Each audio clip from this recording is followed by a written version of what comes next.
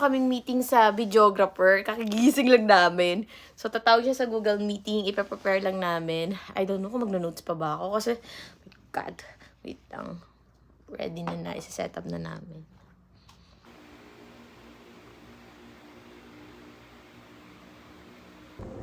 Hi guys, and welcome back sa ating YouTube channel. And for today's video nga, papakita ko nga sa inyo yung mga Boodle finds ko. Kasi hindi ko to na-open talaga. Ito yung isa sa pinaka-gusto ko whenever nagbabakasyon ako sa Pilipinas. Kasi ang daming beauty products, which is really hiyang para sa mga beauty, Pinay skin natin. So first and foremost, ito yung Happy Skin. Ayan, Happy Skin. I bought a tinted sunscreen. So, ito siya. Tinted Matte Sun Gel Primer. So, i-try natin open in the shade of light beige.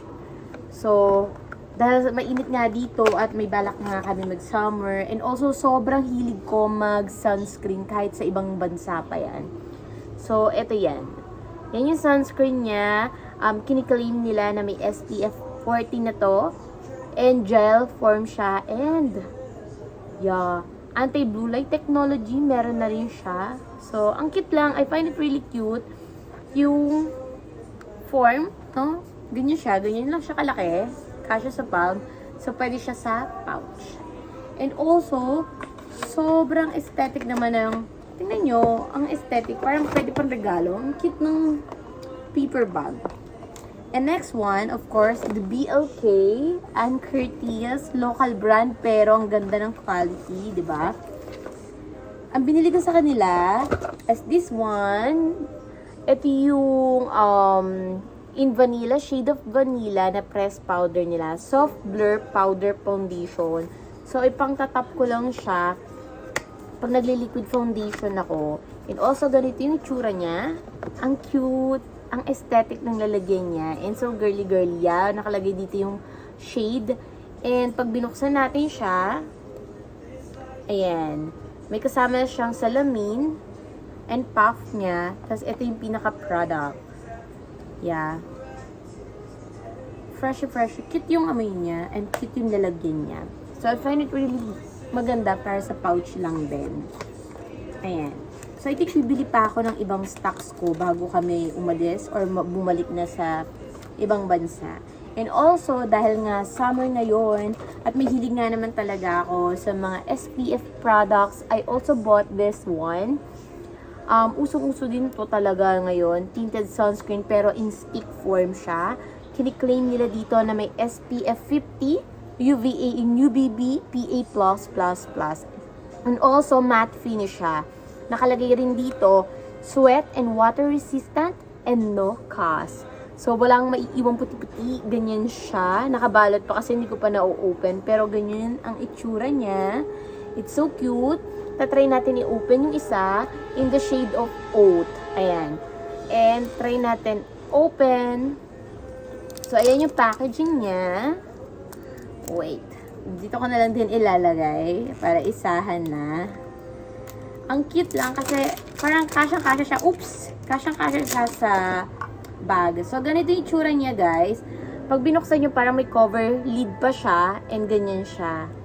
So, ikot mo lang to. Oh! Itatry natin sa mukha ko, ah. Ganyan siya.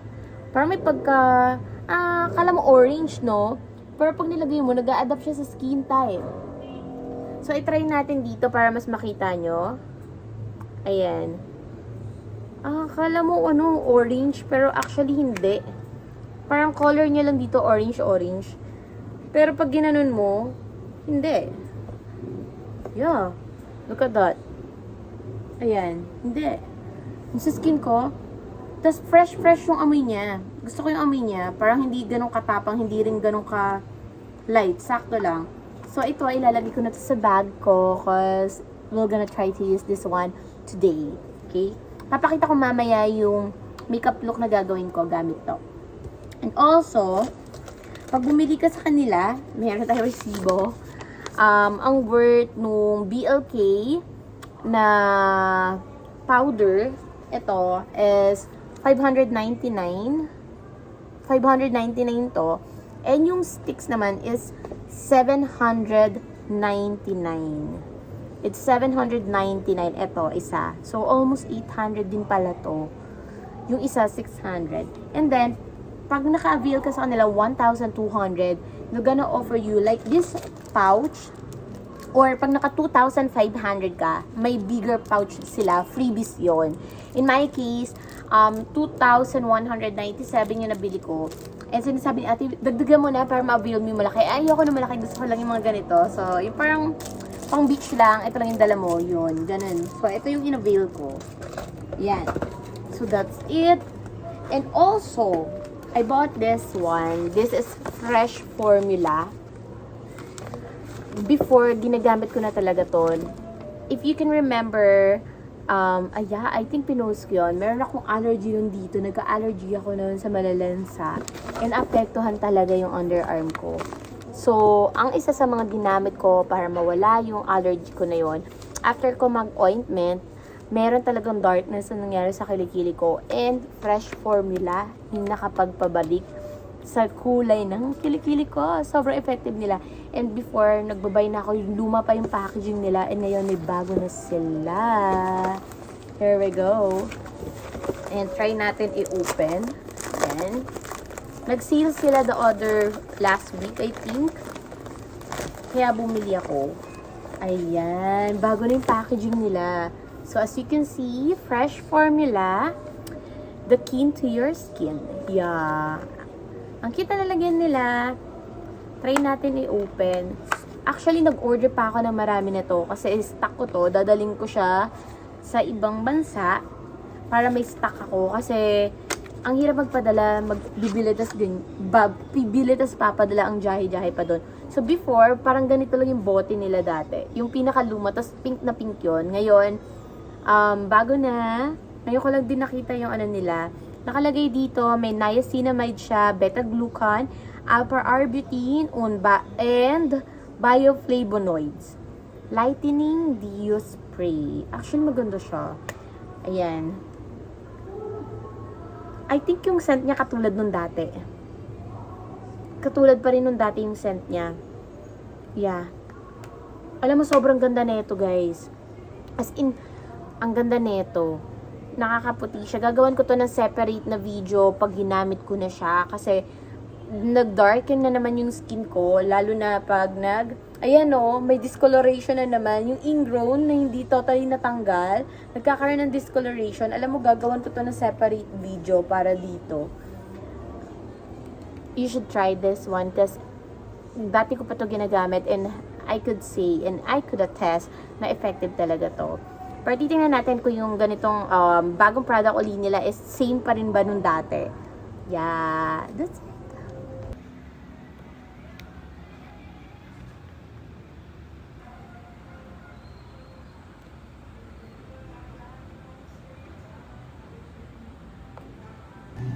We're applying na this product. Ayan. Ganyan siya. And then, i-blend lang natin. Nag-skin adopt siya, which is nice. So, papakita ko yung finished product sa inyo. Ang ating personal hairdresser for today.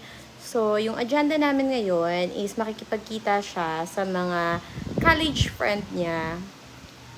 Ayan. So, before anything else, ayan yung nabili namin plancha kahapon sa mall. So, gagamitin na natin.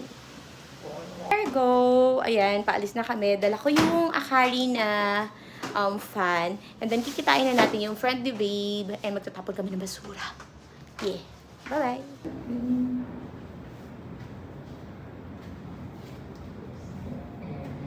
We're still waiting for elevator. Here. Nakabala. The view.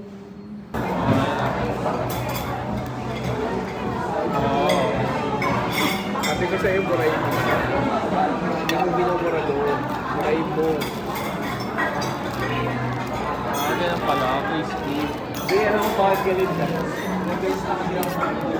So, we just got home. Na-meet na namin yung mga friend de babe.